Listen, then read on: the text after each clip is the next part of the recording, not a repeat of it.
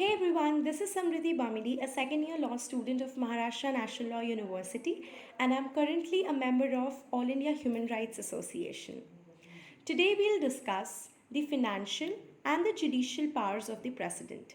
Now, as you must be knowing already, that for the president in India, huge lot of powers given to him.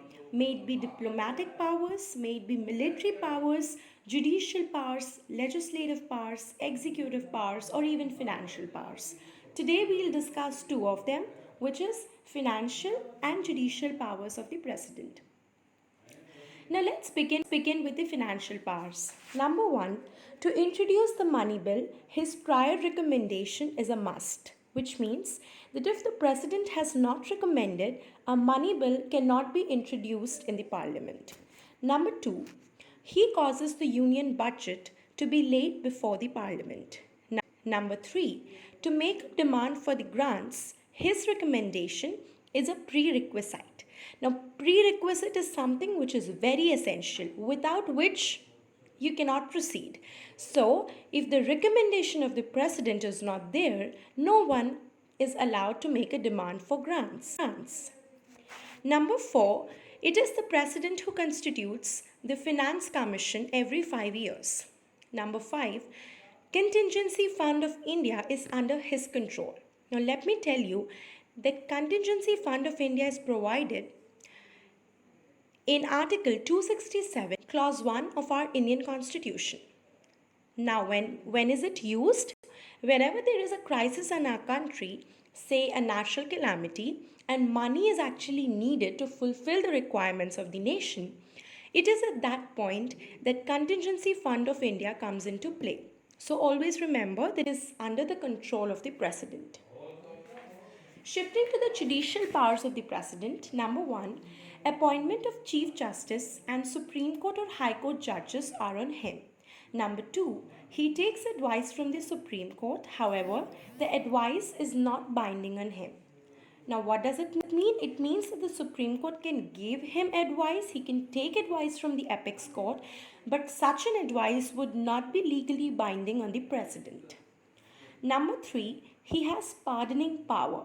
Now, if you look at Article 72, the president has been conferred with the power to grant pardon against punishment for an offence against union law, punishment by a martial court, or even death sentence.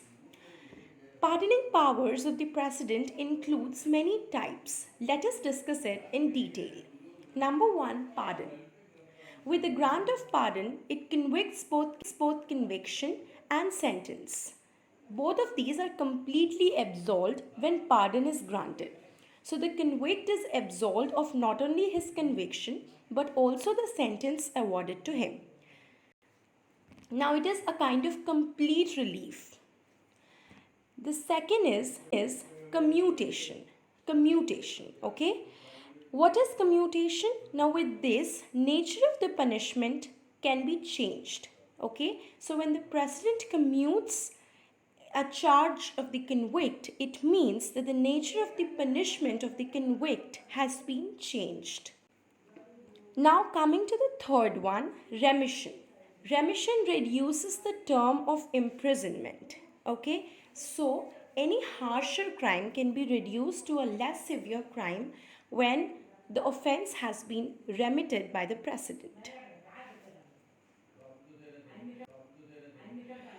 Now the fourth one is respite. Respite offers lesser punishment than original punishment by looking at the special condition of the convict. So you need to remember that whenever we are talking about respite, it means that there are some special conditions that are working in that particular circumstance, looking at which the president has awarded a lesser punishment than the original punishment. Examples could be a female offender when she is pregnant. So a pregnant offender may be granted a lesser punishment than the original, looking at the circumstances. Similarly, a physically disabled man can also be considered as an example in this case. Lastly, but not the least, reprieve. Reprieve stays the execution of the awarded sentence for a temporary period. Now, which means suppose a convict has been awarded death sentence. Now, if the president has deprived his execution, it means that the execution of the awarded sentence has been delayed. So he has stayed the execution, but that does not mean that the execution would not take place. It just means that it has been delayed for a temporary period. Now, these were the pardoning powers of the president, and it is really, really important for all of you to remember them by heart because they are really important. That was all for today, and these are the financial and judicial powers of the president. See you there.